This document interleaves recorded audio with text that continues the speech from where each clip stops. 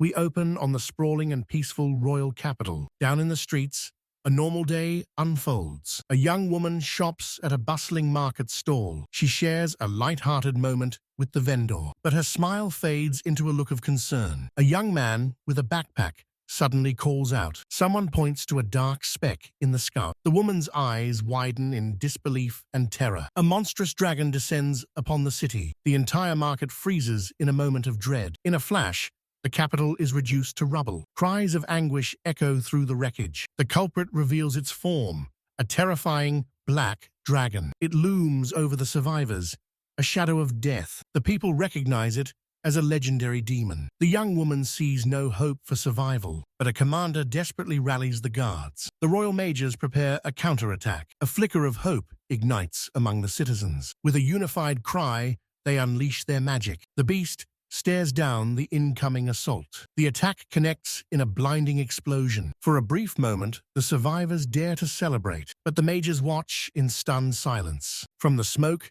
the dragon emerges completely unscathed. The crowd's desperate hope is utterly crushed. The lead mage can only stare in disbelief. He switches tactics from attack to Ono defense. But the dragon is already preparing its own attack. A torrent of dark energy erupts from its maw. The dragon's breath attack tears through the mage's ranks. The lead mage can only watch in absolute horror. He collapses amidst the rubble, utterly defeated. The cries of the wounded echo his own despair. A lost child desperately searches for her mother, but in her terror, she sees only another monster. The mage is left with nothing but his failure, and the shadow of death falls upon the innocent. The dragon declares that their world is at an end, but a lone hooded figure appears from nowhere. The dragon's final blow is unexpectedly stopped. A massive magical barrier envelops the city. Even the legendary beast is caught completely off guard. A new power has entered the battlefield. The mysterious savior summons a heavenly grace. A gentle rain begins to fall upon the ruins. The survivors watch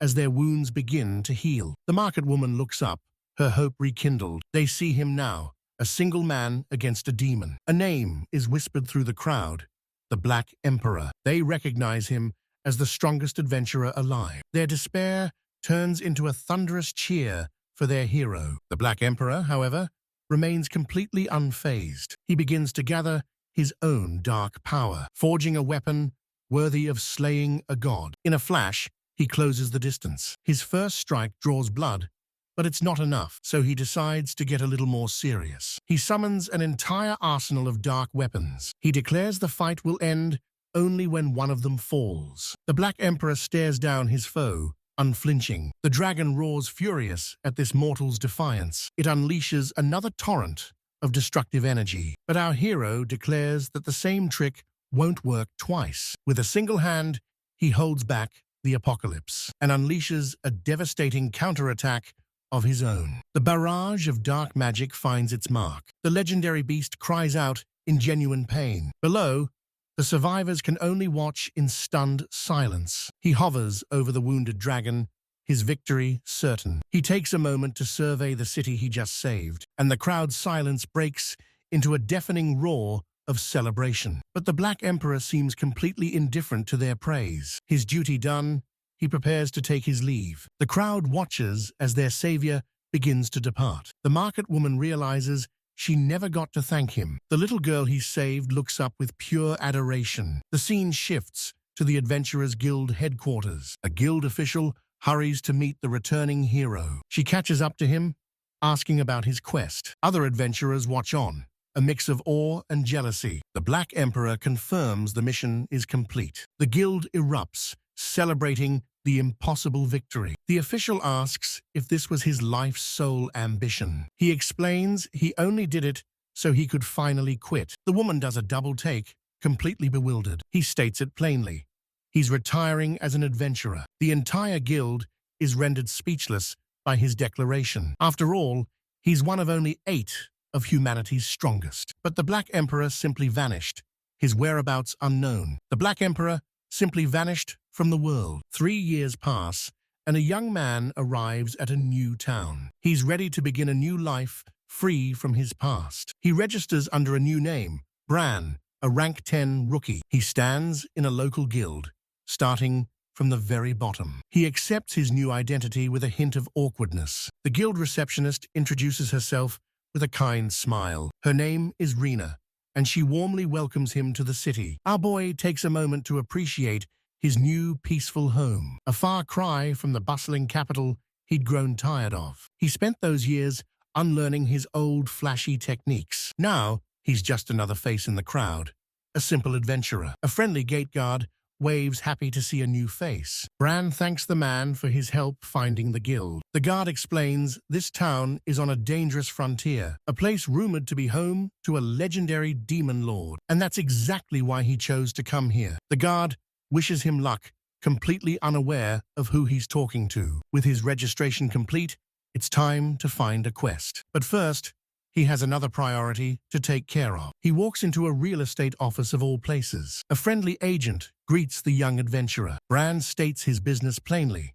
He wants to buy a house. A strange request, as most adventurers live in inns. But he remembers his master's words about having a home. He assures the agent that money is no object, from his previous job. His only requests are for a spacious place with a bath. The agent has a property in mind, though it's a bit remote. He leads Bran to a charming house on the edge of town. But stepping inside, Bran is taken aback by what he sees. The agent admits the house is a bit far from the city center, but Bran is already sold, declaring he'll buy it on the spot. The agent is thrilled, explaining the house has been on the market for a while. He offers to pay the full amount in cash right then and there. He casually hands over a hefty sack of coins. The agent's jaw drops at the sight of his very generous retirement fund. Bran is confused by the man's reaction, wondering if he's caused a problem. Now, alone in his new home, he reflects on the hefty price tag. Still, it's a bargain compared to the bounty on the Black Dragon. He looks around, realizing the place is a bit too spacious for one person. He's not quite sure where to even begin settling in. He pulls out his brand new adventurer's license. A small smile plays on his lips. He's finally a rank 10 rookie. The scene shifts, showing other adventurers gossiping at a guild. They mock a newcomer who started at a high rank through a recommendation. A taller cloaked figure calls out to his smaller companion. He tells his companion to pay no mind to the idle chatter. After all, in their world, results are the only thing that matters. The two mysterious adventurers then take their leave. A flashback reveals the hooded figure's immense power. He moves with a speed that defies the eye. This is the Black Emperor, known for taking on any quest without fail. The other adventurers can only watch in awe of his meteoric rise. His elf-like companion, however, remains silent and contemplative. The scene shifts again to a woman looking out a window, whispering Bran's name. We flashed back to Bran's master, giving him one final assignment: defeat the Black Dragon, and he would finally be free. Back in his adventuring days, he ponders the meaning behind his master's words. The guild official from the capital approaches with yet another high-profile request. She praises his flawless record, but he simply states he does what he's told. In a flashback, young adventurers celebrate completing a simple quest. The guild official from the capital scolds them for running indoors. The Black Emperor asks who they are, learning their new rank, 10 rookies. He overhears them discussing their menial jobs, like collecting herbs. He questions the purpose of such tasks for an adventurer. The guild official simply smiles at his narrow-minded view. Just then, a family approaches to thank the rookies for their help. He watches this simple act of gratitude, a concept more foreign to him than a day off. He begins to ponder the meaning of these menial tasks. He sees how their work directly supports the community's well-being. And for the first time, Bran realizes his focus was only ever on destruction. He had only ever taken quests to eliminate threats, not to help people. The monsters he hunted were trophies, not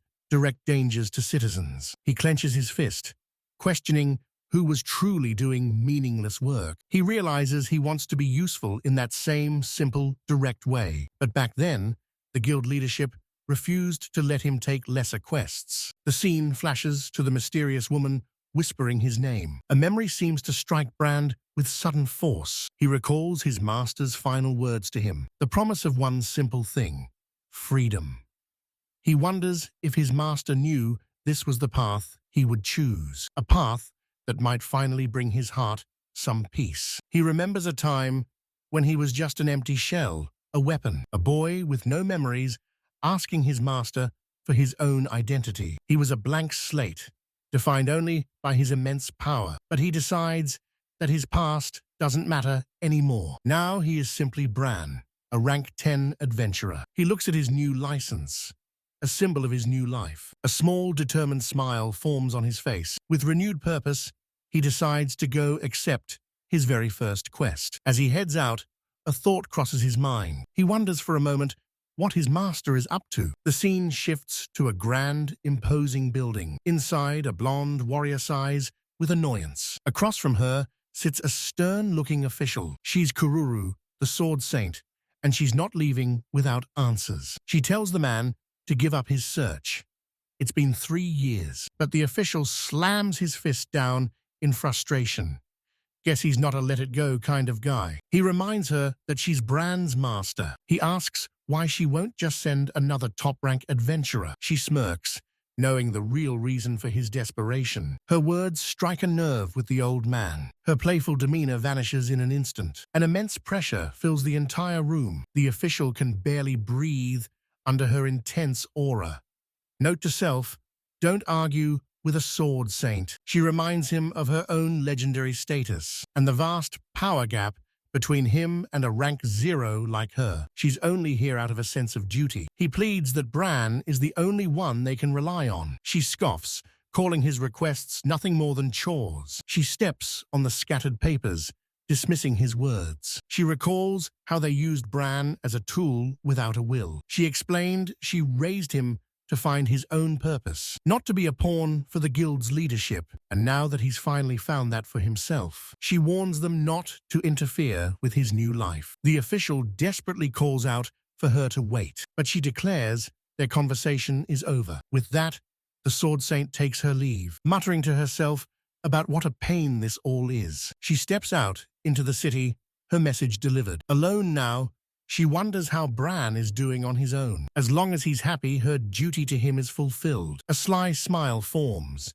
She decides she might pay him a visit. Meanwhile, Bran stands before the quest board, ready to begin. He quickly deduces that only the unpopular jobs are left. It seems monster subjugation is far more popular than manual labor. Other adventurers complain about the menial tasks, but for Bran, a simple herb-gathering quest is the perfect start. He presents his choice to the receptionist, Rena. She pulls out a strange box, leaving our boy a little confused. An awkward silence hangs between them for a moment. She explains the quest is now magically registered to his license. He asks to see a sample of the herb he's meant to collect. Rena kindly shows him a Hylia herb, explaining its features. But the moment he touches it, something feels off. A sudden jolt of information floods his mind. He clutches his head as Rena looks on with concern. He's suddenly aware of the herb's every property and use. He plays it off as a simple headache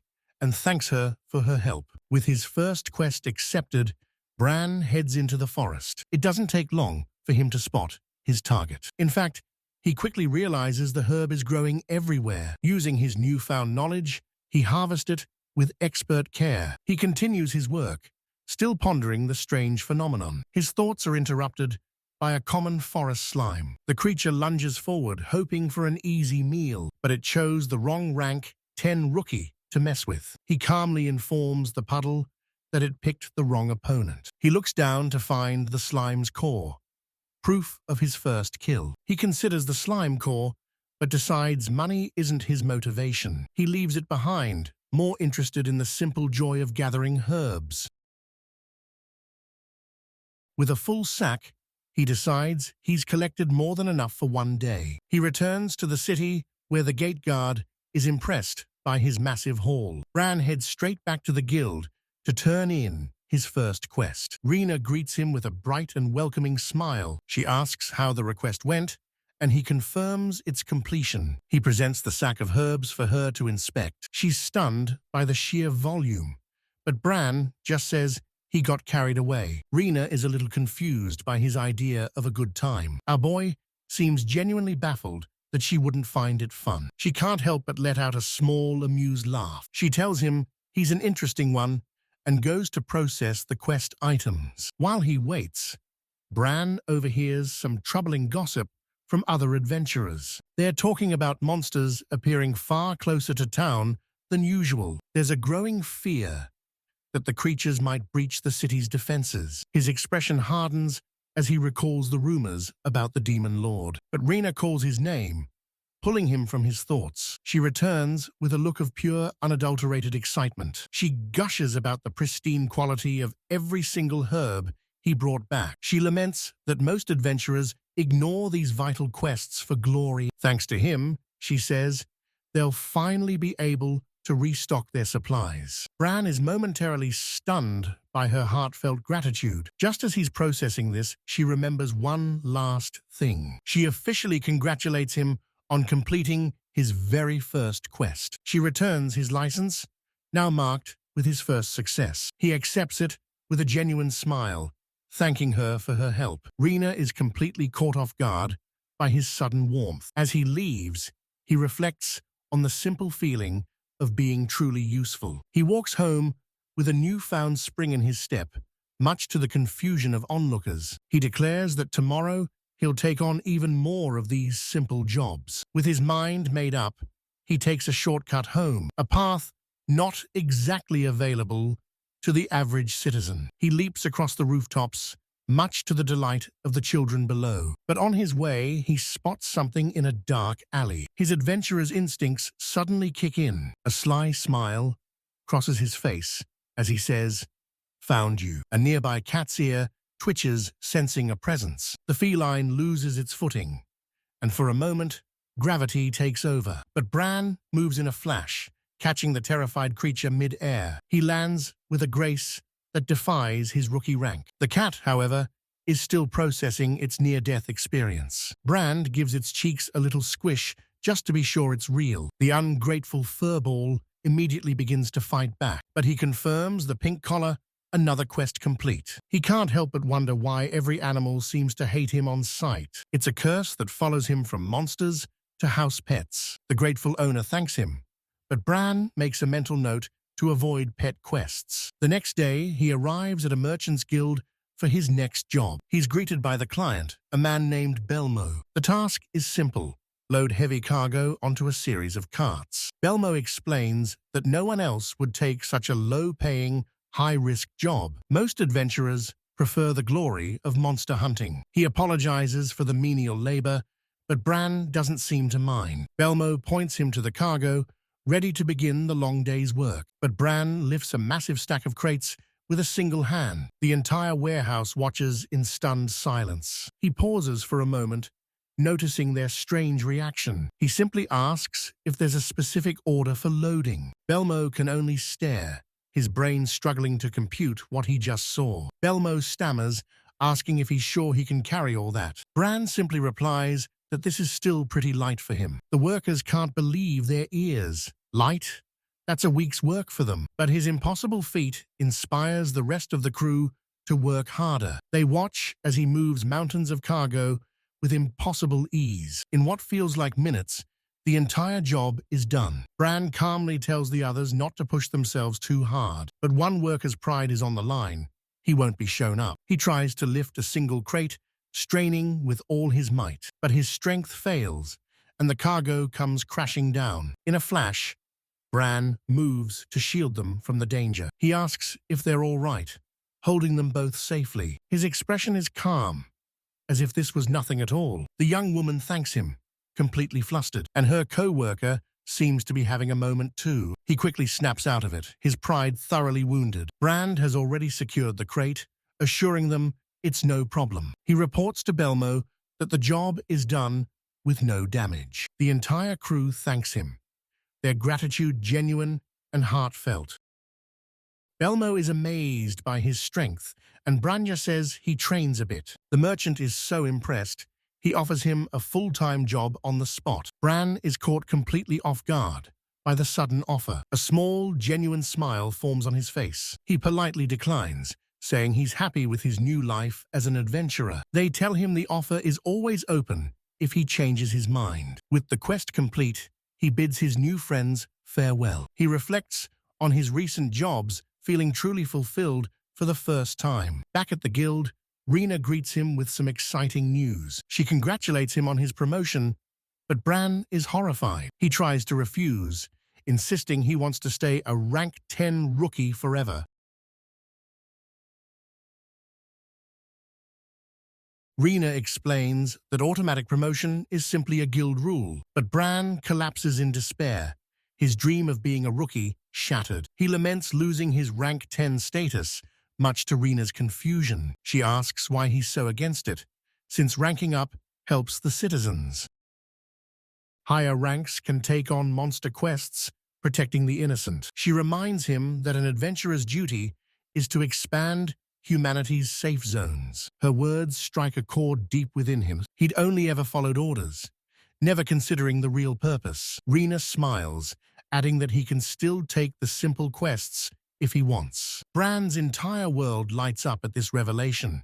Our boy's priorities are certainly unique. Rena can only agree, completely baffled by his reaction. She takes his license to officially process the promotion. With a smile, she congratulates him on reaching rank 9. Bran looks at his new card, muttering that he's not happy about it. He accepts his fate, now a slightly less rookie adventurer. He immediately asks for another simple quest, trying to reclaim his old life. But a new adventurer enters, asking Rena about the new rookie. She declares with a bright smile that she's found her new junior to mentor. Bran is completely lost, having no idea what she's talking about. The woman leans in, her request hanging in the air, but Bran immediately shuts her down with a firm no. Rena scolds him, explaining this is an official guild request. The woman cheekily points out that this whole situation is his fault. Rena explains that his quest hoarding is preventing other rookies from ranking up. The quest board is nearly empty, a testament to his over-efficiency. Bran admits he's been avoiding the animal quests at least, which is probably for the best, since those have a notoriously low success rate. He realizes his simple desire to help has created a massive bottleneck. The woman notes he never considered the consequences of being too good. And once again, Bran is left to ponder the unforeseen results of his actions. Rena clarifies that it's not a complaint. His work is just incredibly helpful. In fact, she's never seen an adventurer so dedicated to the simple jobs. And because of that, she has a very important request for him. She asked him to share his knowledge and techniques with the other rookies. The guild will, of course, compensate him for his time and expertise. Bran scoffs, asking if this is some kind of elaborate joke about a promotion. He considers the offer, admitting he doesn't even know how to teach anyone. But since this whole mess is his fault, he reluctantly agrees to help. The new adventurer introduces herself as Arya with a surprisingly formal bow. She's just thrilled to meet a senior who also appreciates the simple quests. Bran realizes he's found a fellow menial job enthusiast. Finally, someone gets it. Rena hands over their licenses, officially starting their joint mission. With their task set, the new duo heads out of the guild. Their first lesson begins, a walkthrough of the rank 10 herb quests. He asks what she knows, and she admits not much beyond one type of herb. Arya proudly presents her first find, a freshly picked Hylia herb. But Bran immediately points out her mistake, pulling out the entire root. He demonstrates the proper way to harvest, leaving the root so it can regrow. He even shows her advanced preservation methods for more delicate plants. Arya realizes that's probably a bit overkill for such a common herb, but Bran explains that the skills are still useful to learn for the future. She looks on with pure admiration, completely impressed by his expertise. She gushes that he's just as amazing as Rena said he was. She admits she never considered the long-term impact of her gathering. She smiles, finding a newfound joy in the simple, thoughtful task. Bran listens intently to her words, finding a kindred spirit. A genuine smile forms on his face. He's not alone in his thinking. He agrees that menial work should never be mocked, and she begs him to teach her more. He points to the next plant, which is growing right at her feet. He identifies it as ruruku grass, a key ingredient for mana potions. He explains there's a catch to using this particular herb, but his senses suddenly pick up a faint disturbance nearby. A sudden rustle in the bushes puts them both on high alert. Bran looks around, wondering what could have caused the sound. Arya, however, is more concerned with the herb's side effects. He explains it's toxic if not prepared correctly, dismissing the noise. But high above, something unseen continues to watch them. Back at the guild, Rena congratulates him on another promotion. He accepts his new rank 8 license with all the joy of a root canal. He desperately tries to find a way out of the next promotion exam. He tries to change the subject, but Rena isn't having any of it. Meanwhile,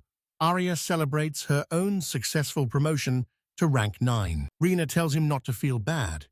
His help meant the world to her. She explains the mentorship program was a huge success. Bran realizes this is his ticket to avoiding monster quests forever. But his unique career path has earned him a new nickname, the Chore Boy. Other adventurers mock him for only taking on menial tasks. They're shocked to learn he's ranking up faster than they are. They can't understand his lack of ambition, jealous of his success. Rena tells him to ignore the gossip, but he's clearly annoyed. He sighs, already tired of his newfound and very lame reputation. He accepts his new license, the symbol of his continued failure to fail. As he leaves, Rena waves goodbye from the office. She watches him go, thinking to herself, what an odd person he is. Just then, another guild worker playfully surprises her from behind. The woman asks if that was the famous chore boy she's heard about. She teases Rena, amused by Bran's quiet acceptance of the mockery. She admits that while he seems unmotivated, his work is a huge help. She critiques his messy hair and gloomy posture from afar. She concludes that he's wasting his good looks with such a lack of ambition. Rena flusters, insisting her co-worker has the completely wrong idea. The entire guild stops to eavesdrop on the juicy gossip. She slams her hand down, declaring she's here to work, not find a date. Her friend, however, is only interested in marrying a rich, handsome adventurer. She lists off the most eligible bachelors, much to Rena's annoyance. The other adventurers now demand to know who Rena has her eye on. Her co-worker assumes she's aiming for the top ranks, where competition is fierce. But Rena panics, insisting she's not looking for anyone at all. Guess she's not on guild Tinder. The crowd leans in, asking her to at least describe her ideal type. Her friend's eyes sparkle.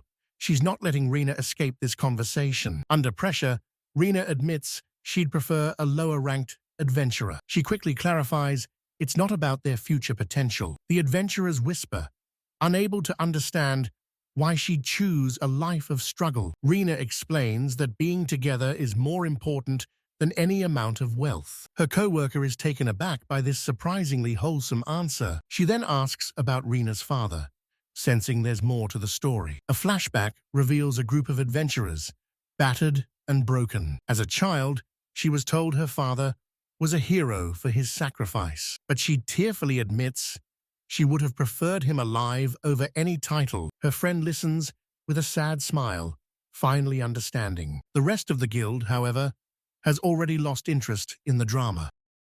Rena smiles, saying that's why she's not worried about the chore boy. Her co-worker's comment leaves her a little confused. The woman winks, pointing out that Bran fits Rena's description perfectly. She then dramatically declares that men with no ambition are a bad choice. But Rena just smiles, thinking of Bran and her own path to happiness. Elsewhere, Bran overhears a familiar voice asking to team up again. It's Arya, looking more determined than ever. She explains her next quest is in the dangerous demon forest. Bran considers it, realizing he's never been there himself. Arya apologizes for interrupting his work with her request. He asks if she's ready to head out right away. He tells her to wait, then dashes off to finish his current job. Araya is left completely speechless by his impossible speed. She marvels at the physical strength required of a rank-8 adventurer. She reflects on her own limits, unable to match his power. A moment of self-doubt creeps in, questioning her own path. But she quickly shakes it off, remembering her resolve to grow stronger. She declares her renewed determination, much to Bran's confusion. He offers some awkward encouragement, which seems to work. With his quest done, they finally set off for the demon forest. The path leads them into the dark, imposing woods, a place known for its dangerous and powerful creatures. But deep within, a mysterious figure senses an impossible presence. She recognizes the aura, believing its owner should be long dead. A monstrous hand emerges, expressing its displeasure. A powerful entity awakens, preferring its slumber undisturbed. The sixth demon lord has been roused from its rest. Meanwhile, Arya finds herself facing a monstrous forest serpent. Her magic connects, but it barely seems to faze the beast. She stands her ground, ready for a real fight. With a powerful swing, she cuts the creature down. Bran watches from the sidelines, impressed by her skill. Guess he can take a break from being the hero. She proudly declares that her special training has paid off. Bran notes that the forest entrance is safe for lower ranks. He asks why she became an adventurer, and her story begins. She explains her town was destroyed by the Black Dragon 3 years ago. Just as all hope was lost, the legendary Black Emperor appeared. She recounts his heroic deeds, from healing the wounded to slaying the beast. Seeing him that day inspired her to become a hero in her own right. She declares with a bright smile that the Black Emperor is her idol. Bran is left completely speechless by her confession. He never considered his past actions could inspire someone's entire life. But another forest serpent quickly snaps them back to reality. He compliments Arya's impressive swordsmanship, much to her surprise. Their quest continues as Arya spots a tree laden with fruit. She points it out excitedly, but Bran's strange ability kicks in again. He explains the proper way to harvest the delicate fruit. His lesson continues, showing her how to avoid bruising them in transit. But his senses suddenly pick up something far more dangerous, a magical presence even stronger than the Black Dragons. He wonders if this is the demon lord he's heard rumors about. The power is immense, yet he senses no killing intent. He decides it's best to head back to town before it gets dark. Still, he can't shake the feeling that something is watching them. The scene shifts to another day, another menial quest for our boy. He harvests an entire orchard with impossible speed and precision. The fruits are perfectly gathered, not a single one damaged. The other workers can only stare in awe at his flawless technique. He notes the tougher stems would be a pain to do by hand.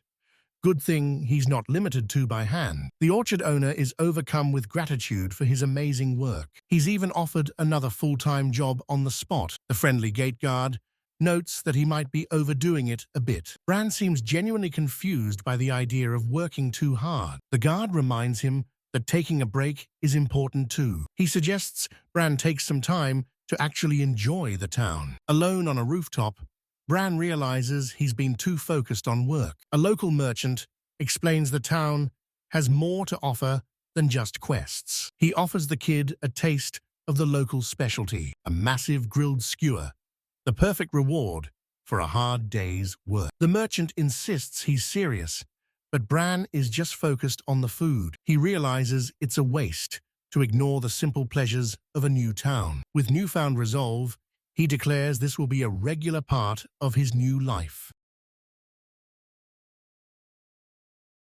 The vendor is so amused, he offers Bran another one on the house. The others chime in, explaining that Bran has helped them out too. He's surprised to hear that the entire town is grateful for his work. They explain that he's the reason their menial requests are finally getting done. Thanks to him, the local apothecary is fully stocked for the first time in ages. The free food, they explain, is just a small token of their immense gratitude. Bran has taken aback, not used to this kind of simple, direct appreciation. He happily accepts their thanks and the skewer, of course. They mentioned that he could be taking on far more lucrative quests if he wanted. He reflects that food never tasted this good back in his old life. He remembers his master, realizing she's the reason he's here at all. The merchant admits that monster hunting has a certain heroic appeal, but Bran firmly declares that menial work is just as cool. His simple declaration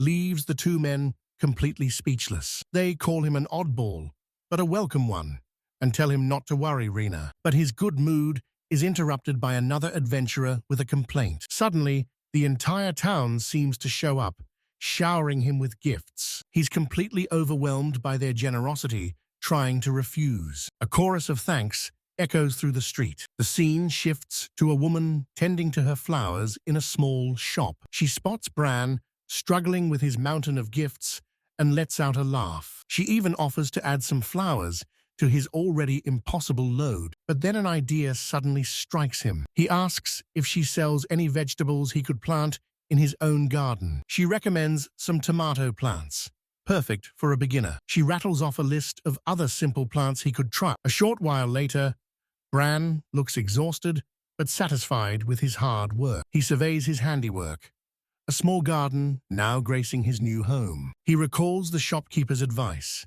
finding another simple joy in his new life. With the day's work done, he finally heads inside. He realizes it's the first time he's truly taken a moment to relax. And what better way to unwind than a long hot bath? He reflects on this simple pleasure, a feeling he's never known before. He realizes there were so many things he'd overlooked in his past. A simple bath feels like a baptism into a brand new world.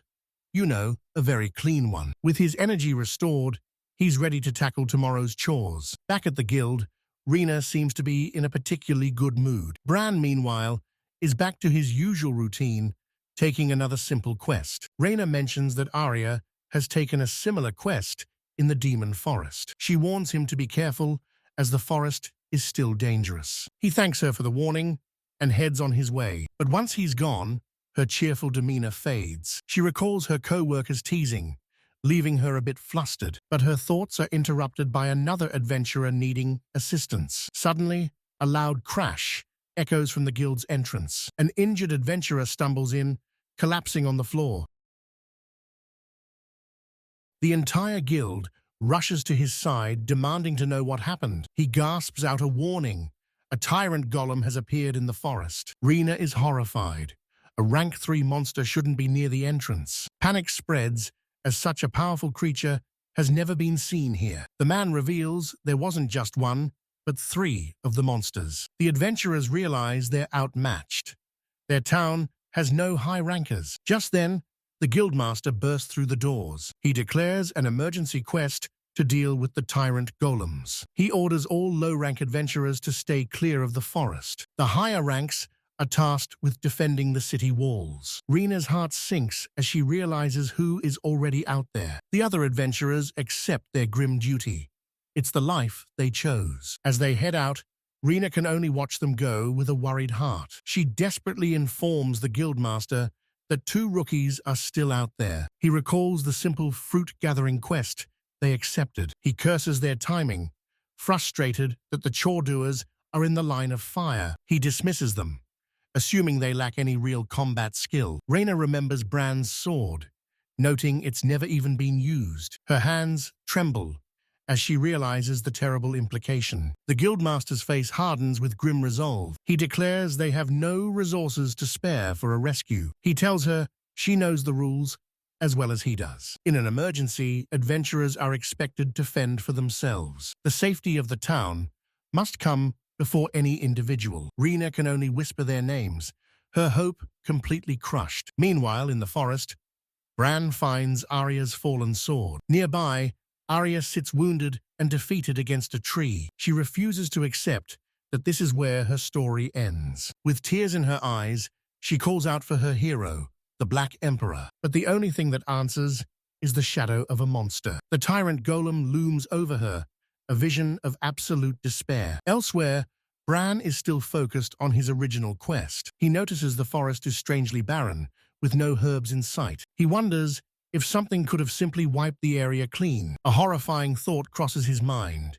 He might fail the quest. He panics, unwilling to tarnish his hard-earned chore boy reputation. But a dark energy suddenly fills the air, snapping him out of it. His expression shifts from mild panic to cold seriousness. He senses an immense power, far stronger than a rank 5 monster. Hiding in the brush, he recalls the guild's outdated intel. He assesses the golem, noting it's far too much for a normal adventurer. It's a rank 3 tyrant golem, a monster of earth and plants. He realizes it's been absorbing the forest's life force, which means this thing is the reason he can't finish his quest. Our boy has his priorities straight. He decides to deal with it quickly and get back to work. But then he spots a familiar figure through the rocks. It's Arya, wounded and on the verge of collapse. His eyes widen in shock as he whispers her name. The golem's hand descends to finish her off, but a flash of steel intercepts the fatal blow. Bran holds Arya close, shielding her from the monster. The creature stares down, its attack completely thwarted. It lets out a guttural roar of frustration. He calls out her name as the golem's arm crumbles. He quickly pulls out a healing potion for her. The restorative liquid washes over her wounds. He notes that he's glad he carried a potion just in case. Arya lets out a quiet sob of relief and exhaustion. Bran, ever the master of social cues, is completely baffled. He places a cool cloth on her head, a strange feeling stirring. He decides he'll have to ask his master about it later. But for now, his only priority is getting Arya to safety. Suddenly, his senses scream out a warning. A massive beam of energy tears through the forest. It carves a path of utter destruction in its wake. He lands safely, wondering what is happening to this forest. He looks up to see 2 more golems have joined the party. One of them is already preparing another devastating attack. He leaps away just as the blast obliterates their position. He lands in a tree, assessing the impossible situation. 3 of them at once? Something is terribly wrong here. He leaps through the air, dodging the coordinated assault. For their size, he notes they're impossibly fast. He knows golems shouldn't be smart enough to work together. A horrifying thought crosses his mind. Someone somewhere is pulling the strings. He tells Arya to hang on. This will be over in a moment. His expression hardens as he grips his sword. Another beam of pure destruction carves through the forest. The sheer force of the blast tears the earth apart. He assesses the attack's power from a safe distance. As long as it doesn't hit him, it's not really his problem. With a single fluid motion, he deflects the incoming energy. He lands safely, Arya still secure in his arms. The aftershock of his parry dissipates into the air. He admits he's still not on his master's level, but he's getting there. With the immediate threat handled, he considers his next move. He looks at the pile of rubble, wondering how to clean this up. Back at the guild, Rena and the master are stunned by his report. The guildmaster demands to know why he hid his true power. Rena, however, happily congratulates him on another promotion. She explains he can't take menial jobs with all these noble requests. Bran's face drains of all color. His perfect life is ruined. He panics, realizing he has to hide the evidence of his strength. But Arya saw everything, and his sword left magical traces. He realizes there's no way to completely cover his tracks, unless he uses the one power he was forbidden to reveal. He groans, remembering his master's strict warning. But with Arya unconscious, no one would ever know. He raises his hand, ready to erase the evidence, but he stops, confused. The magical residue is already gone, but he stops, realizing what this strange phenomenon means. He senses a new power, one that dwarfs even the black dragon. A dark presence emanates from deeper within the forest. He looks down to see the 3 golems have begun to merge. They formed a single, colossal monster before him. The new monstrosity immediately unleashes an attack. He leaps aside, dodging a barrage of energy beams. The ground erupts where he stood just a moment before. He braces himself, ready for the next phase of the fight. He notes the creature's incredible durability. This is getting annoying. With a quick pivot, he prepares to close the distance. He moves in a blur, unleashing a powerful sword strike, but his attack fails to even scratch the monster's core. He lands, realizing this opponent is on another level. He deduces its materials are the same, but its power is amplified. The creature looms over him, seemingly invincible. He realizes it's using that strange new magic to reinforce itself. But once he understands the trick, the solution is simple, and he's more than ready to vent his frustration for the failed quest. He declares this monster is the perfect target. He flips through the air with impossible agility, positioning himself perfectly for a decisive blow. He unleashes a spinning slash with all his might. The monster's core shatters into a million pieces. His logic is simple: fight magic with even stronger magic, and his own dark power is more than enough for the job. He leaps to safety as the colossal beast begins to crumble. The creature's form dissolves into dust and rubble. He lands slightly annoyed by the mess he's made. He laments that a monster with no loot is just a waste of time. Our boy, ever the pragmatist. With the battle over, Bran considers himself lucky the evidence just vanished. He carries the unconscious Arya on his back, heading for the safety of the city. At the gate, the guards are stunned to see the two rookies return alive. The Guildmaster's face is a mask of pure, unadulterated shock. Sometime later, Arya slowly begins to regain consciousness. She finds herself in an unfamiliar bed, wondering what happened. Rena enters the room, overjoyed to see that she's finally awake. Arya's memory is hazy. She only recalls being in the forest for a quest. Rena explains the emergency, but assures her the situation is now under control. Arya lets out a sigh of relief, trusting Rena's words completely. She asked if the guild was the one who came to her rescue. Rena's cheerful but vague answer only leaves her more confused. Guess that's a no.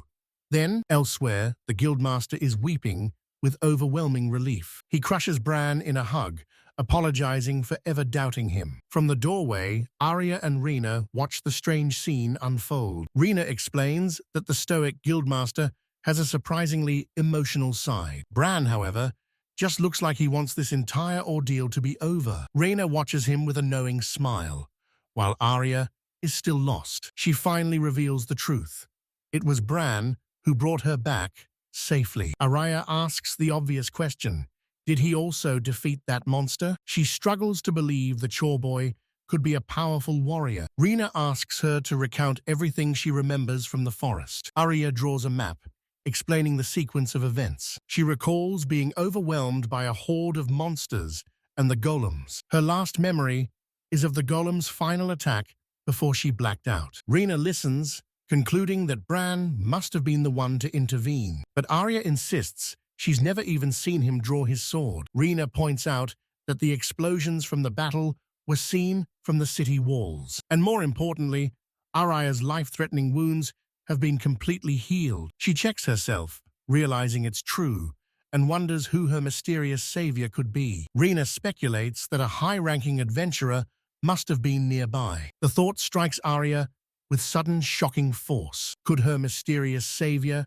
be the legendary Black Emperor? Regardless, she closes her eyes, grateful to whoever saved her life. The Guildmaster, meanwhile, is still celebrating Bran's heroism. Our boy, on the other hand, looks like he'd rather be anywhere else. Rena and Arya can only share an amused look at the strange display. His celebration is cut short as another guild member finally intervenes. Now free, Bran desperately tries to get back to his simple quests, but Rena's apologetic smile tells him that's not going to happen. The Demon Forest is now restricted, while the Golem incident is investigated. A month passes, and the investigation has yielded no new leads. With the forest closed, there are no quests left for the lower ranks. So Rena offers him a solution: take the promotion exam. But the moment she mentions it, Bran has already vanished. He sighs, frustrated that the monster incident is ruining his quiet life. He realizes that if he wants his old life back, he can't just stand by while the town suffers. His purpose was to help people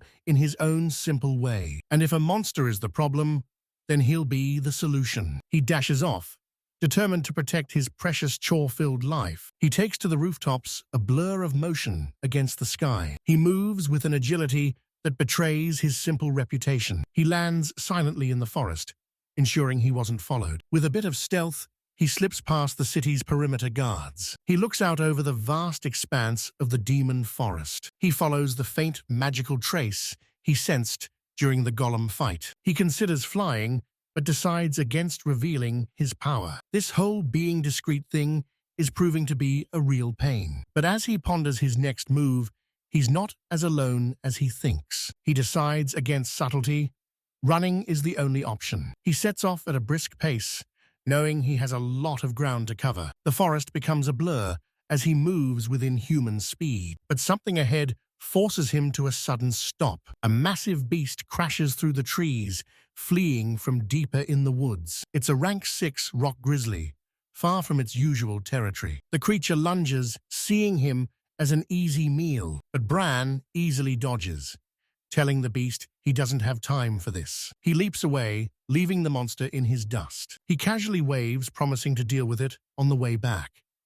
What a guy. But his expression shows he's getting tired of these interruptions. Soon he's swarmed by a horde of other high-level monsters. A berserk Trent joins the fray, its branches like deadly whips. Even another tyrant golem stands in his path. He lands amidst the chaos, realizing this is a full-blown demonic infestation. He wonders if the guild simply has no idea what's really out here. He's surrounded, noting that this would be impossible for any normal adventurer. But a calm, knowing look crosses his face. The constant fighting reminds him of his grueling training with his master. A flashback to Karuru, the sword saint, screaming his name. She berates him for lowering his guard for even a second. A younger Brand looks on in terror as a monster closes in. His master's lesson was simple.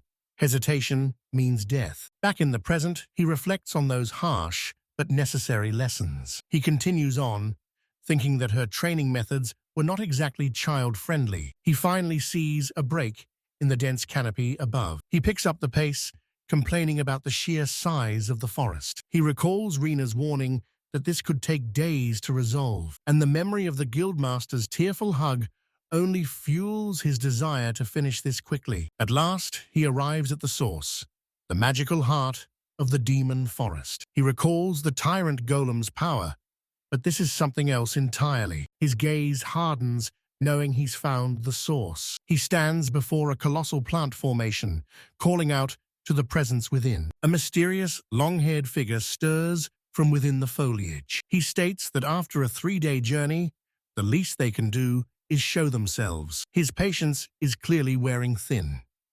Guest demon lords don't respect appointments. The ground suddenly erupts with a wave of razor-sharp vines. He leaps into the air, effortlessly dodging the surprise attack. A confident smirk crosses his face.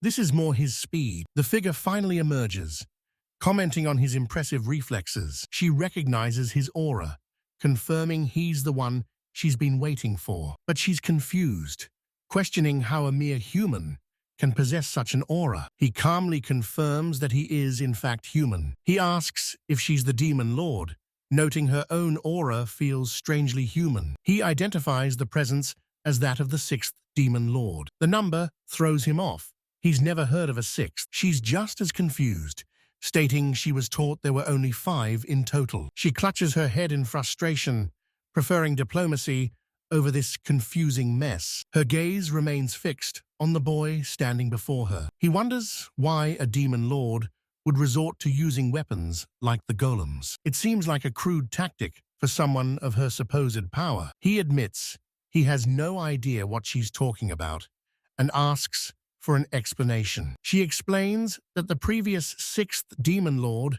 was unlike the others, a being of pure hatred and destruction, with no mind of its own. She decides she needs to confirm her suspicions for herself. Suddenly, a mass of dark, monstrous tendrils erupts from behind her. He draws his sword, realizing her idea of confirming is not very friendly at all. He's immediately swarmed, forced to defend against the relentless assault. He realizes a single sword won't be enough to handle this onslaught. He leaps back, deciding that if she won't talk, then neither will he. She wonders if all demons are fated to be humanity's enemy. Bran deflects the onslaught with a flurry of sword strikes. He sighs, realizing he has no other choice. With a firm grip on his sword, he prepares to get serious. The demon lord is taken aback by his sudden shift in power. He unleashes a powerful wave of his own dark energy. She notes that after 3 years, he's still at this level. Bran summons his forbidden arsenal, knowing his master would disapprove. Guess the warranty on his quiet life just expired. He unleashes a barrage of god-slaying spears. With no one around to see, he decides to finally go all out. But he stops, confused by her reaction or lack thereof. She explains his magic is just a pale imitation of the true sixth. Her eyes narrow as she demands to know who he really is. The ground erupts with a new, more powerful assault. Bran shouts back that he could ask her the same thing. He warns her to start talking, or this fight gets much worse. He knows her power isn't infinite. He just needs an opening. He spots his chance, locking onto her from across the battlefield. The Demon Lord decides she has no choice but to end this. A tidal wave of monstrous vines erupts from the ground. Bran can only marvel at the sheer scale of her attack. He raises a single hand, erecting a powerful magical barrier. The Demon Lord watches on with a confident, playful smirk, but his ultimate defense begins to crack under the pressure. He's thrown back as the vines shatter his shield. He struggles, completely ensnared by the demonic plants. From behind the barrier, she watches her trap spring shut. The vines wrap around him, forming a massive living prison. She stands before the colossal tree, her spell complete. With a triumphant smile, she declares that he's been caught. She asks if her little demonstration has answered his questions. But the sound of cracking wood echoes from within the prison. A blade slices through the vines, a sign of his defiance. Bran grips his sword, refusing to accept his defeat. But he notes that his blade barely made a scratch. He recalls how this same sword cut down the tyrant Gollum. His eyes narrow, realizing this prison is on another level. He senses her power.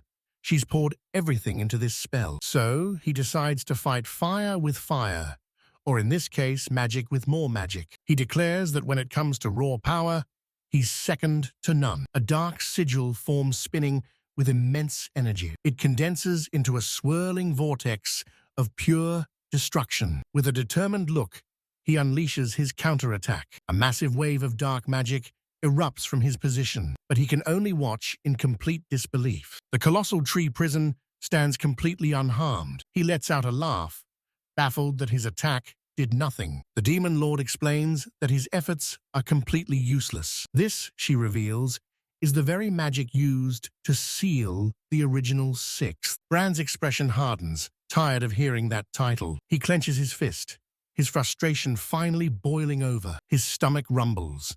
All he can think about is getting home for a snack. With his options dwindling, he looks to the sky. He thinks of his master, knowing what he has to do. He's facing a Demon Lord. This is no time to hold back. He clutches his chest, preparing to unleash his true power. The Demon Lord's eyes widen in shock at the sudden shift. She demands to know what this new, terrifying power is. Bran explains that using this technique is incredibly draining, and the thought of another 3-day walk home is just exhausting. A column of pure, unholy darkness erupts from his hand. He forges a weapon from the abyss, the spear of the end. The raw power sears his very flesh as he wields it. With a single thrust, the spear pierces the unbreachable prison. The Demon Lord can only watch her confidence completely shattered. From within, Bran tears his way through the demonic vines. She asks if he's had enough, but the fight is far from over. He emerges from the wreckage, declaring his escape, but the immense power has taken a serious toll on him. He knows that pushing himself any further would be a grave mistake. In that moment of weakness, the Demon Lord closes the distance. He realizes too late that he completely let his guard down. She points to his chest, revealing an impossible truth. He possesses the heart of the sixth Demon Lord. The Demon Lord laughs, amused by the shocking revelation. Suddenly, she multiplies, surrounding the bewildered boy. Bran demands an explanation. Having never even met this demon, he reminds her that she was the one who called the sixth an enemy. She clarifies it was an enemy to everyone, not just humanity, a threat to the entire world, from gods to demons. She claims she never intended to kill him, but he's not convinced. After all, she did just try to turn him into a houseplant. He admits that he doesn't even know his own past, but he clenches his fist, his resolve hardening. He declares that if his master never mentioned it, it's not a problem. He dismisses this shocking news as completely irrelevant. The only thing that matters is if she's a threat to his new life. A sly, knowing smile forms on the demon lord's face. She breaks into a laugh, finding his priorities hilarious. She assures him she has no reason to bother him or the town. She explains she only acts when provoked, and this fight is over. She teases that she could destroy him at any moment if she chose. Bran listens intently, his expression unreadable. With her power, she explains, she could wipe out an entire kingdom. He asks if she was the one behind the recent monster uprising. She admits she was curious about his aura, but now sees he's no threat. In fact, unlike the original sixth, he seems to genuinely enjoy peace. She points out that he only ever defended himself, never truly attacking, a fact she finds endearing, as she prefers a quiet life herself. Bran wonders if another demon lord would have been so understanding. A vision of Lilith, the first demon lord, ruler of dragons and beasts. The current lord laughs, explaining that Lilith despises the sixth with a passion. Bran finally realizes the black dragon was one of her underlings. He asks what the original sixth was, but she refuses to even speak of it. He's left stunned by the implications of her terrified silence. She cheerfully changes the subject, finally asking for his name. She invites him back to play anytime, an offer he immediately refuses. He begins the long 3-day trek back to his peaceful life. All he wanted was to do chores, but he keeps getting dragged into world-ending events. He walks on, dreaming of a hot bath and his new vegetable garden. Back at the guild, Rhaena and Arya greet his safe return. They explain the forest has calmed down and quests are finally back. But Bran declares he's taking the day off for a well-deserved bath. The girls are surprised, mentioning the local hot springs are open. They're shocked to learn he's never even been. With bright smiles, they offer to show him the way. The scene shifts to the town's grand and welcoming bathhouse. Bran sinks into the hot water, feeling a sense of pure bliss. He finds the place is packed with familiar faces from around town. The others playfully tease him, happy to see him finally relaxing. He decides that while his own bath is nice, this isn't so bad either. The men offer to wash his back, a gesture of true camaraderie. On the other side, Rhaena and Arya hear the commotion from the men's bath. But Bran is pulled from the water, having nearly passed out from relaxation. And in the shadows of the city, a monstrous form stirs in the darkness. He was completely unaware of the terrible plan unfolding in his new home. A mysterious figure stands before a captive beast, a new threat emerging. The scene shifts to the Black Forest, where a familiar face is hard at work. It's Kururu, the Sword Saint, handling a quest meant for an entire party. She sighs, clearly annoyed by the constant demands on her time. She only agreed to this to keep the guild from hunting down Bran. She reminds the guild official that losing her would be a disaster. Still, she accepts her duty, knowing she has little choice in the matter. She returns to her quiet home, a place she keeps ready for his return. A memory surfaces of a younger Bran, telling her of his newfound dream. He wanted to find a purpose beyond being a simple weapon. Kururu listened, her expression unreadable but attentive. She held him close, assuring him that everything would be all right. Back in the present, she smiles, wondering how much he's grown. But she worries that he's still emotionally unprepared for the world. She remembers the state he was in when she first found him. Her thoughts are interrupted by a new report on her desk. It details a vile organization creating human-demon hybrids. Among the captives, she sees a familiar broken child. An official tells her to ignore the flattery and focus on the next target. Elsewhere, the sinister leader of the organization lets out a laugh. He stands before Kururu, taunting her with his latest creation. He presents a young boy, calling him the ultimate weapon. Kururu scoffs, dismissing his masterpiece as a mere child. But her cold demeanor shatters when the boy pleads for help. The leader gives the order, unleashing his weapon upon her. The boy attacks with monstrous power, catching even the Sword Saint off guard. He stands alone, a conduit for an impossible torrent of dark magic. Kururu faces him across a chasm of fire and destruction, but behind the power, his eyes are empty, a puppet in a war he doesn't understand. The sinister leader watches with a twisted smile, proud of his living weapon. Kururu grips her sword, the sheer force of the boy's attacks rattling her to the bone. The battle rages, a blur of steel and shadow. She moves with blinding speed, trying to find an opening in his relentless assault. She realizes she can't hold back. This child is far stronger than she ever imagined. A flicker of hesitation crosses her face. The boy cries out, questioning what future could possibly await such a monster. He reaches out, bloodied and broken, a child beneath the demonic power. And in that moment, Kururu sees not a weapon, but a victim. She knows she cannot bring herself to destroy him. With a new resolve, she closes the distance between them. Her hand reaches out, not to strike, but to save. She refuses to let a child's future be stolen for the sake of a madman's ambition. He collapses, his power exhausted, confused by this sudden act of mercy. Kururu stands over him, the battle finally over. A gentle smile forms on her lips. She looks down at the broken boy, assuring him that he's finally safe. She lifts him into her arms, offering him a new path forward, a new life, free from the pain of his past. The flashback ends, Kururu reflecting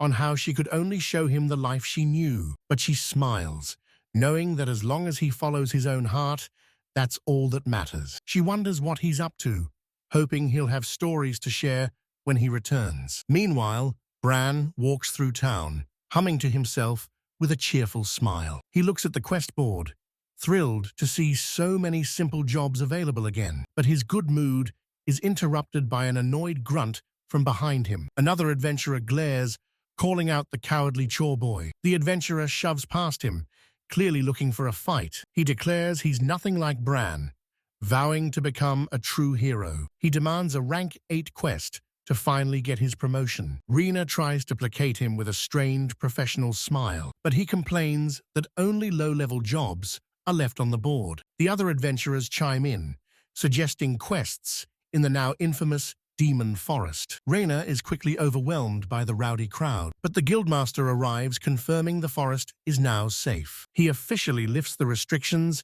and the guild erupts in cheers. The ambitious adventurer is fired up, but the master warns them to stay vigilant. The guildmaster gives Rena a knowing look from across the room, a silent order to keep things under control. The adventurer demands his quest, and Rena reluctantly agrees. But the only rank 8 quest is a simple fruit-gathering mission. He asks for a monster hunt, but Rena firmly tells him to take what's available. Meanwhile, Bran calmly hands over his own quest slip, completely unfazed.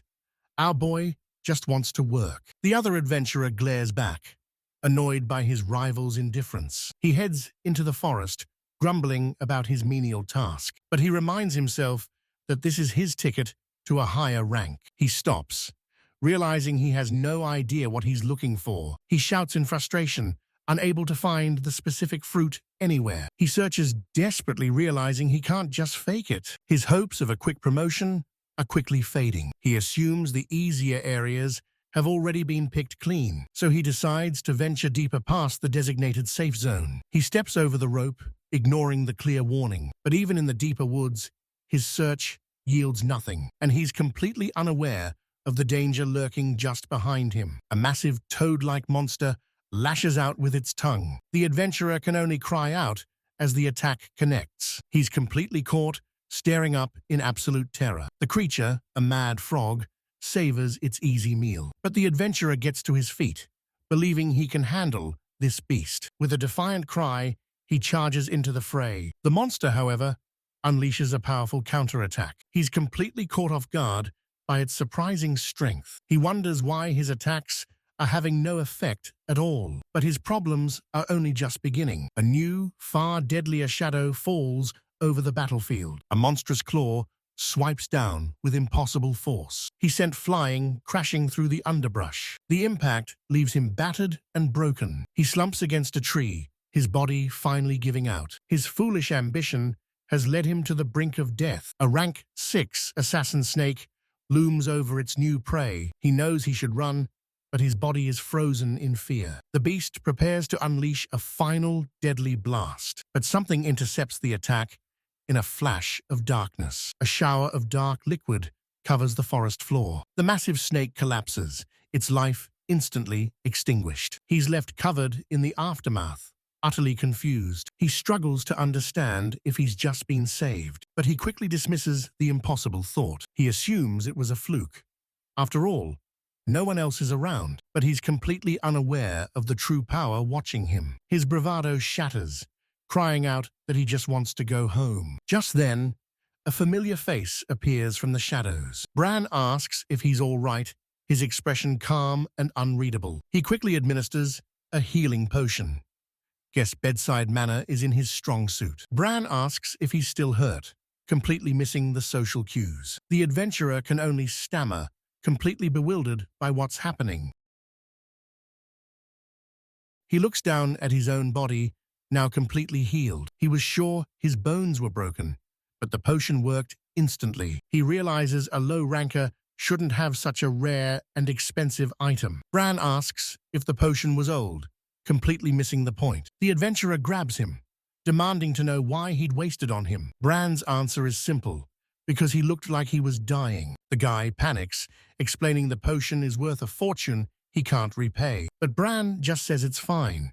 He used it because he wanted to. The adventurer is humbled, remembering how he'd mocked Bran. But Bran just smiles, saying he actually likes the nickname Chore Boy. With the lesson over, he tells the guy it's time to head back. He offers some advice on navigating the forest using the local flora. The adventurer is stunned, asking how Bran knew about his quest. He realizes the guild sent Bran as a babysitter, expecting him to fail. His pride is completely shattered. But Bran's next words cut even deeper, mentioning his sick mother. He explains the fruit is a key ingredient for the medicine she needs. He holds it out, explaining that without these simple quests, people suffer. The adventurer is left speechless, his worldview completely upended. Bran turns to leave, his point made. The adventurer clarifies that the guild wasn't mocking him. Rhaena was just worried about him trying to support his family alone. He realizes he needs to focus on what's truly important. He clutches the fruit,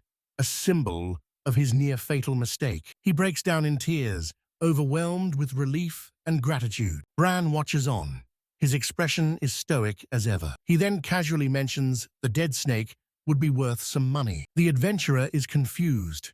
The snake just dropped dead out of nowhere. Bran just shrugs, telling him they need to report it to the guild. The adventurer argues that Bran can't just take credit for the kill. He accuses Bran of cheating, but our boy is just confused by the whole thing. After all, the massive snake is very, very dead. Bran carries the exhausted adventurer all the way back to town. The man tries to refuse his share of the reward for the snake, but Bran insists he didn't do anything to earn it. The adventurer can only call him a weirdo, completely baffled. He clutches his new pouch of coins, a gift from a rival. A merchant asked Bran for his name to properly thank him. The adventurer interrupts, saying he only knows him as the Chore Boy. He demands to know the name of the man who saved his life. He then offers a sincere, if flustered apology for his past behavior. A small, knowing smile forms on Bran's face. He finally introduces himself, leaving the adventurer stunned. The man grabs him, repeating the name Bran in disbelief. He introduces himself as Gadja,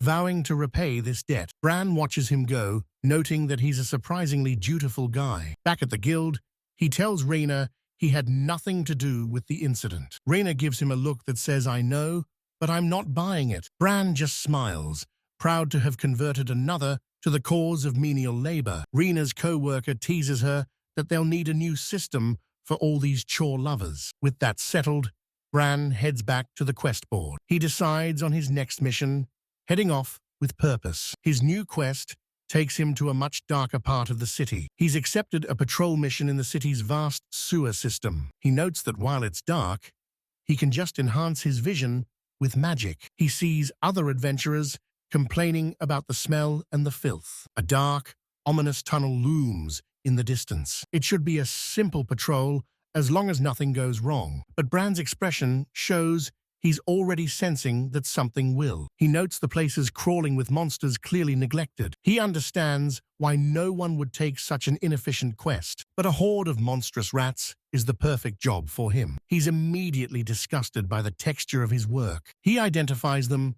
as dust mice, weak but fast breeding. He wonders how creatures from the demon forest got in here. He decides to deal with the infestation before it gets worse. He looks over the mountain of defeated rats, a job well done. Now, he has to figure out how to dispose of the evidence. He can't risk being seen as a monster hunter again, but he notices one of the creatures has a strange coloration. He wonders if it's a mutation or a sign of a dangerous disease. He considers using his own magic, but it's far too destructive. The memory of the sixth demon lord flashes in his mind. He sighs, annoyed by this constant string of complications. All he wants is a simple, quiet life of menial labor. With a grunt of frustration, he decides to risk it. He came here to be helpful, not a secret city protector. He extends his hand, summoning a familiar dark energy. He carefully incinerates the evidence, hoping no one notices. The bodies are reduced to ash in a matter of seconds. He realizes all the mutated creatures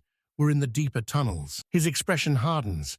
This is no random infestation. He continues his patrol, now on high alert. He senses a strange presence just around the corner. It's a familiar, unpleasant feeling, cleverly concealed. He finds a magical barrier blocking his path. He reaches out, realizing this is part of his investigation. With a simple push, he shatters the powerful illusion. Beyond the barrier, he finds a hidden door. He's taken aback by the strength of the barrier. He notes that this is an incredibly powerful ward, one that's been here for a long time, completely unnoticed. He wonders what could possibly be hidden behind it. With a push, the heavy door swings open. His expression hardens as he steps into the unknown. He finds himself in a vast, hidden laboratory. The place is a chaotic mess of experiments and notes. He realizes this is the source of the strange presence. This must be where the mutated dust mice escaped from. It's clear someone was conducting twisted research here. He picks up a document, trying to make sense of it all. He finds a strange crest he doesn't recognize, but the moment he touches it, a sharp pain hits him. It's the same feeling as his strange ability, but no information comes. He deduces the crest itself as the source of the pain. He decides to gather all the documents as evidence, but his investigation is suddenly interrupted. A powerful force erupts from one of the cages. He turns to face the new unexpected threat. The blast incinerates the evidence he just collected. Well, so much for a clean investigation. His expression darkens, his patience wearing thin. He draws his sword, ready to end this quickly. A colossal king beast emerges from the shadows. It shatters its cage with a single, furious swipe. The creature now stands free, its rage palpable, but he realizes it's not a natural beast at all. It's a grotesque fusion of different creatures. He identifies it as a chimera, a forbidden creation, a monster born from humanity's darkest ambitions. Bran stands ready as the chimera unleashes a torrent of energy. He realizes with horror that human parts were used in its creation. His expression hardens. This is not something he can forgive. The grotesque creature's form shifts and writhes in agony. It unleashes a powerful breath attack, hoping to end this quickly. But Bran deflects the blast with an impossible spin of his sword. The chimera's eyes widen in shock at his defiance. Bran is taken aback as the creature lets out a strange, guttural cry. A wave of toxic gas erupts from the monster's maw. He clutches his throat, the poison already taking effect. The other caged creatures cry out in terror from the fumes. He realizes the gas is a deadly neurotoxin. Well, that's not ideal. The chimera smirks, believing its victory is now certain. Bran stumbles, the poison coursing through his veins, but he calmly informs the beast that poison has no effect on him. With a single clean slice, he ends the creature's suffering. He stands amidst the aftermath, the battle finally over. He walks through the wreckage, complaining that his enhanced senses are a curse. He picks up a charred remnant of the evidence he'd collected. He knows some dark organization was behind these twisted experiments. He recalls his master's words telling him to rely on her. But for now, he has to deal with the evidence of his fight. He knows the lab's owner is powerful, and will sense his magic. He realizes he can use a different kind of magic to cover his tracks. A sly smile forms. After all, deception is his specialty. He leaves the lab to burn, his patrol quest officially complete. Elsewhere, a cry of pure, unadulterated rage echoes. The lab's owner returns to find his life's work in ashes. He can't believe his barrier was broken by a mere adventurer, and he's baffled that his foe defeated the chimera without using any magic. He laments that all his hard work has been undone by the Sword Saint. His rage boils over.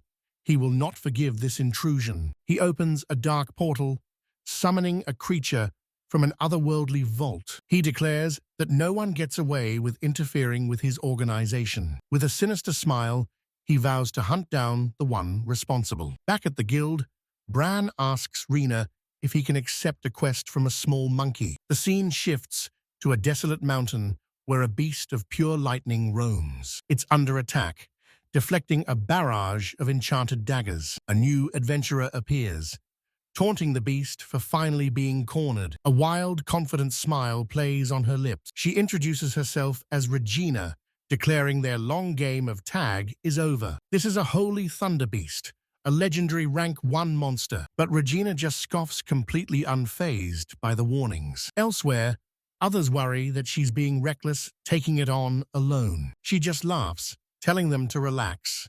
She knows her own limits. But on the battlefield, she's knocked to the ground, admitting she can't win alone.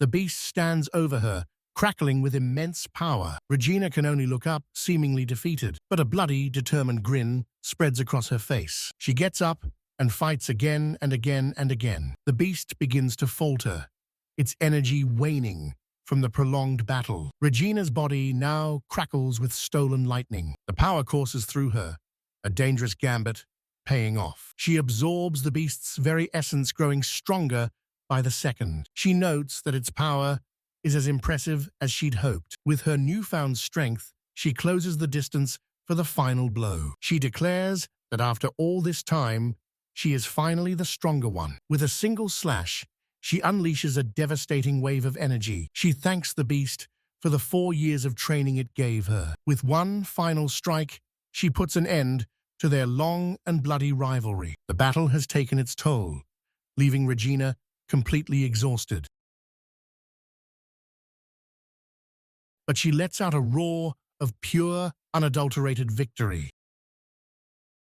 She collapses to the ground, spent but satisfied with her hard-won fight. With a triumphant smile, she declares she's one step closer to that person. But back at the guild, she's met with some truly unbelievable news. An official confirms that the Black Emperor has retired. The void he left has caused a massive backlog of high-level quests. But the official is just happy that with Regina's return, they can finally catch up. Regina, however, is not taking the news well at all. She vows to hunt down the Black Emperor no matter where he's hiding. Meanwhile, our boy is completely oblivious, enjoying a peaceful morning. He and Arya walk through the town, appreciating the perfect weather. He declares it's a perfect day for chores, and Arya can only laugh. He asks why she's joining him on such a simple, unglamorous quest. She explains her goal is to be an adventurer who helps everyone in town. Bran is stunned,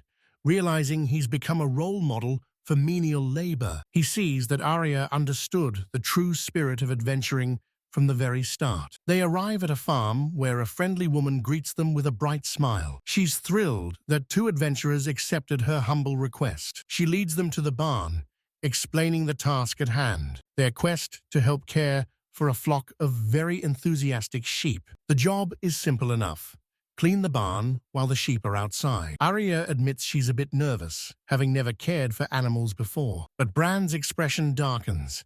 He knows his animal curse is the real problem here. He tries to get started, but is immediately swarmed by the fluffy horde. He tells Arya to go and get the cleaning supplies for the barn. She agrees, ready to let the sheep out into the pasture. But Bran stops her, noticing her hesitation at the gate. She admits she's terrified of the fluffy creatures, comparing them to snakes. He just waves her off, telling her to get on with it while he gets the tools. With her eyes squeezed shut, Arya tries to shoo the sheep out, but the fluffy horde seems completely unimpressed by her efforts. The farm owner and her daughter watch on, confused by the delay. The sheep, however, are perfectly content to just nap. Arya decides to get a bit more hands-on with the situation. She puts all her strength into moving just one of them, but she's shocked to find it's as solid as a rock. The sheep turns, giving her a look of pure, unadulterated annoyance. With a powerful kick, it sends the poor girl flying. But Bran moves in a flash, catching her before she hits the ground. Arya is left completely flustered by the sudden rescue. Bran simply asks what on earth she was trying to do. He tells her not to worry as she stammers out an apology. He turns his attention to the surprisingly stubborn flock. He notes that these sheep are a different kind of troublesome. Arya can't believe she's being mocked by a farm animal. Bran tells her he'll take over, much to her concern. He admits he was hoping she could handle it due to his animal curse, but with a dark look, he decides he has no other choice. He addresses the flock, his voice dripping with menace. A wave of pure pressure washes over the entire pen. With a single cold command, he tells them to get out. The sheep are suddenly overcome with primal terror. In a flash, they stampede out of the barn in a panic. The farm owner and her daughter can only stare in disbelief. The entire flock flees as if their lives depend on it. The dust settles,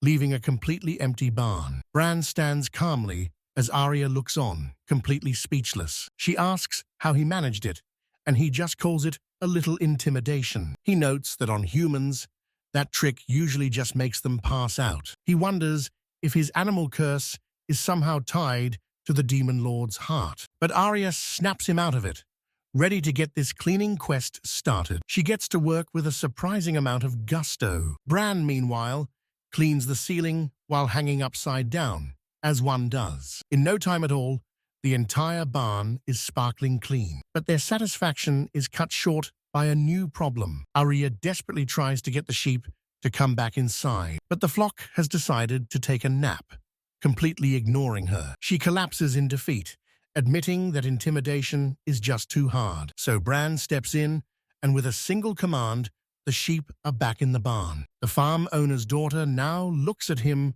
with pure adoration. She even asks him to teach her his amazing intimidation techniques. The farm owner waves them off, grateful for their hard work. She asks if the sheep were any trouble, and Bran just calls them good kids. The traumatized flock, however, would probably disagree. Back at the guild, Bran suddenly declares he's taking a month off. The announcement leaves both Arya and the guild staff completely stunned. Arya worries that she's somehow the reason for his sudden departure. She vows to practice harder, inspired by his example. The guild worker asks why he didn't file any paperwork for his vacation.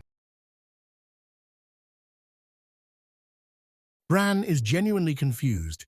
He didn't think he needed to. After all, in his old life, taking a day off was a concept more foreign than failure. She explains that as an adventurer, he's free to take breaks whenever he wants. He decides he'll visit his hometown, a 2-week journey from here. The name of the empire jogs his memory of his past life. The other adventurers note that the Black Emperor has been quiet lately. The guild worker asks if he's enjoying his new life, and he confirms that he is. The others complain, jealous that he gets to take such a long vacation. The guild worker just laughs, telling them to bring back souvenirs. With that, Bran bids farewell to his new friends and sets off on his journey. Back at the guild, Rhaena's co-worker realizes Bran is from the Radian Empire. She wonders why someone from such a major nation would join their small guild. Her friend points out the Empire has the most top rankers and menial quests. Still, she finds it strange he'd register so far from home. Her friend suggests he must be hiding a dark and mysterious past. The co-worker then accuses her friend of being the one interested in Bran. Rhaena's co-worker is stunned, realizing she's been played this whole time. Her friend just laughs, telling her to aim for a man with more ambition. Meanwhile, Bran sits by a campfire, noting the cold night air. He begins his long journey, a 2-week trip by foot. A friendly old man in a wagon calls out to the young traveler. He warns Bran that traveling this road alone is incredibly dangerous, but their conversation is cut short by a sudden, terrified scream. A horde of monstrous boars charges straight for the helpless family. Bran calmly stands between the monsters and the wagon. Just another Tuesday. In an instant, the threat is neutralized. The beasts defeated. The grateful family thanks him, offering him a ride for his troubles. But Bran politely declines, saying he prefers to walk this time. A little girl offers him a small pouch as a token of her gratitude. He waves them off, watching as the family safely continues their journey. He opens the pouch, wondering what the small gift could be. He takes a bite and is immediately blown away by the incredible taste. He briefly regrets not taking their offer for a ride and more snacks. He decides to take a shortcut through the mountains to avoid being seen. He stretches, ready to enjoy a peaceful 2-person journey. Wait, who's the second person? But his enthusiasm for a quiet walk quickly begins to fade. He realizes he's had enough of the forest bathing experience for one lifetime. He picks up the pace, but something ahead forces him to a sudden stop. Perched in a tree, he senses a strange magical presence nearby. With an annoyed sigh, he realizes he has no choice but to investigate. He recognizes the magic. It's like the barrier from the sewers, but this one is far weaker, barely an inconvenience. He looks around, trying to pinpoint the source of the disturbance. His search leads him to a dilapidated hidden building. A lookout spots him, mistaking him for a common bandit. Bran overhears them discussing their ties to a sinister organization. One of the men is suddenly startled by a sound. His companion turns, asking what's wrong. Too little, too late, buddy. Bran appears from the shadows, neutralizing the first guard instantly. The hooded man turns, alerted by the sudden thud. A well-aimed rock connects squarely with his forehead. Bran follows up with a swift kick, ending the fight. He sighs, annoyed that he acted too quickly. He should have let them talk more to gather intel. A memory of a bloody blade flashes in his mind. He looks at the organization's crest, regretting his messy work. With the guards handled, he stands before the hideout's main doors. He can sense multiple human presences just beyond, and among them the faint auras of their captives. He knows this isn't a job for a simple adventurer. He recalls his master teaching him about helping others, a lesson he couldn't understand back then. But now, he pulls up his mask, ready to be the hero they need. Inside, the bandits are completely oblivious, lost in their revelry. A moment later, the room is a scene of utter devastation. Bran stands amidst the chaos, facing their hulking leader. His eyes are cold, his patience completely gone. The creature is another grotesque experiment, marked with the same crest. He summons a familiar barrage of dark, piercing spears, and with a single powerful slash, he moves in for the kill. He dodges the attack, surprised by the sudden resistance. He realizes this intruder is far more cunning than a simple monster. The bandits realized a direct assault would endanger their captives. He decides rescuing the hostages must come before anything else. He senses their presence just beyond a reinforced door. With a single powerful kick, he shatters the lock. But what he finds inside leaves him completely stunned. It's another hidden lab, filled with unconscious victims. He sees they're being used for the same twisted experiments. The sight fills him with the familiar cold rage. He sees children among the captives, their lives stolen. Suddenly, a sharp pain lances through his head. A flood of unfamiliar memories washes over him. He hears a voice, a memory that isn't his own. The psychic backlash forces him to his knees. He gasps for air, trying to make sense of the vision. He wonders what that strange phenomenon could have been. He questions if those memories truly belong to him. He thinks of his master, the only past he's ever known. But he shakes it off. There's no time for a personal crisis. He turns his attention to the captives, his duty clear. He stands before a cage of children, telling them he's here to help. With a single strike, he shatters the bars of their prison. Their despair turns to tears of overwhelming relief. Bran watches them, his expression hidden by his mask. He tells them to hurry, leading them out of the dark lab. But one of the girls points to the other victims. His gaze hardens as he looks upon the others. He understands her silent plea to save everyone. He knows he can't leave anyone behind in this place. He gently closes the eyes of a fallen victim. He offers a quiet prayer for them to rest in peace. The rescued children can only weep at the horror. He tells them they must leave before the bandits return. But it's too late. Their captors are already here. He tells the others to trust him. He'll handle this. They explained they were always moved blindfolded, unaware of this place. One of the captives worries for the others' safety. A young boy assures them he's physically unharmed. Bran's senses pick up on the boy's condition. He wonders how he knew that without even asking.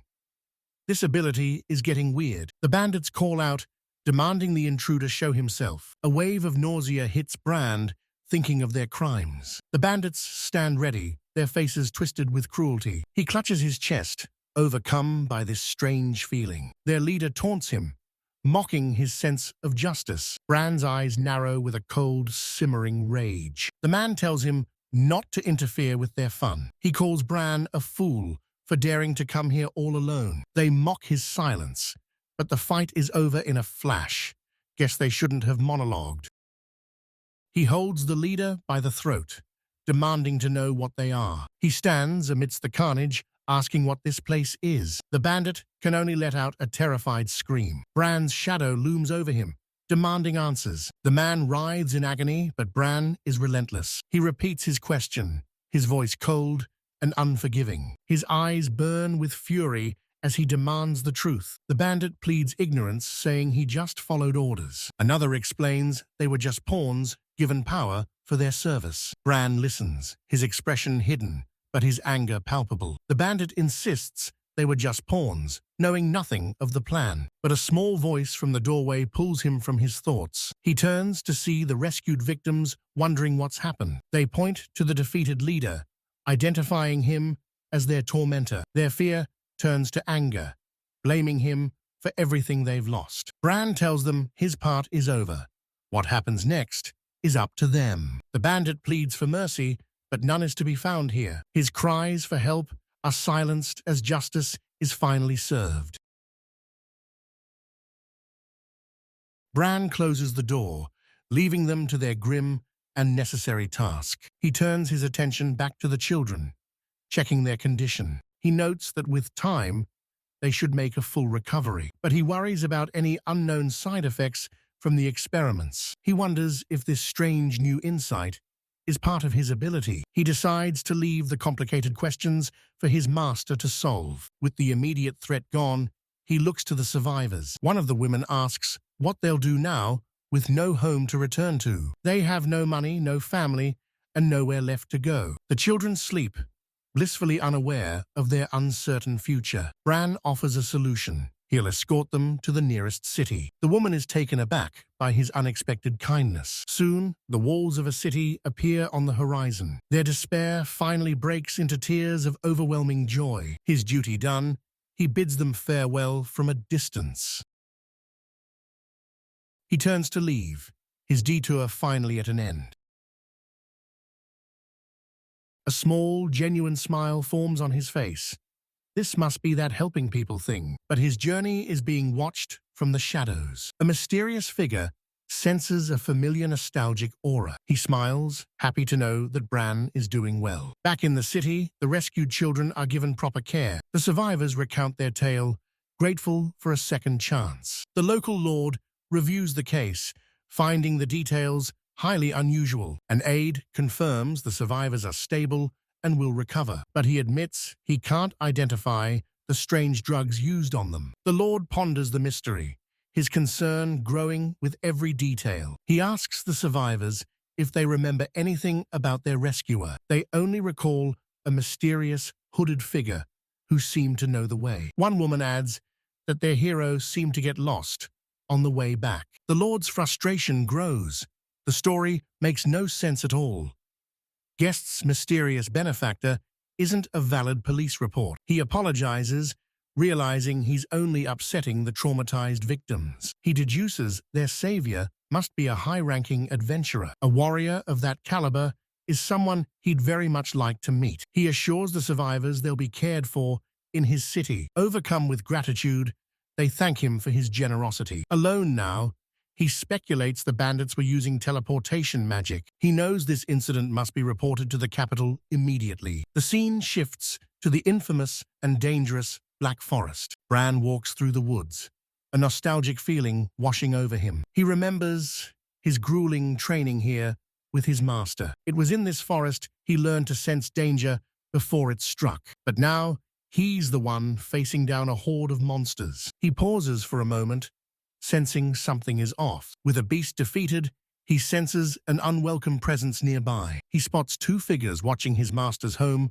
from a distance. He sighs, realizing they're likely spies sent by the guild. He knows his master would never give up his location anyway, so he decides to take a shortcut to avoid the hassle. His path leads him through a set of ancient forgotten ruins. He notes the area is unnaturally quiet, devoid of monsters. He looks up, his attention drawn to something in the distance. He spots a massive statue, declaring he's found what he's looking for. He stands before the statue, recalling the entrance mechanism. With a grunt of effort, he inserts his sword into a hidden slot. He twists the blade like a key, following a specific pattern. The mechanism clicks into place, a perfect and familiar fit. The ground rumbles as a section of the floor begins to descend. A hidden staircase is revealed, leading into the darkness below. He steps inside, his sheath sword glowing with a soft light. He notes the magical light stones lining the corridor, very convenient for a secret lair. But he stops,